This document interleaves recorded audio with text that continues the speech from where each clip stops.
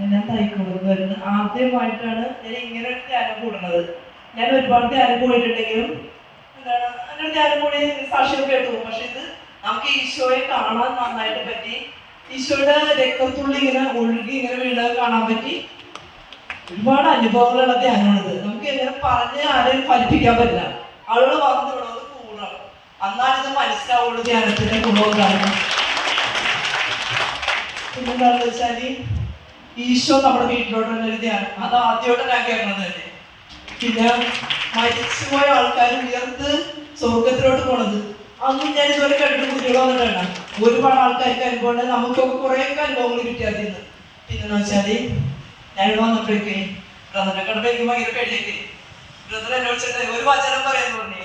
എന്റെ ജീവിതത്തിൽ ആദ്യമായിട്ട് പഠിച്ച വചനമാണ് ഞാൻ ലൂക്ക 8:27. മനുഷ്യർക്ക് അസാധ്യമായത് ദൈവത്തിന് സാധ്യമാണെന്ന് അതെനിക്കിവിടെ പറയാൻ സാധിച്ചു.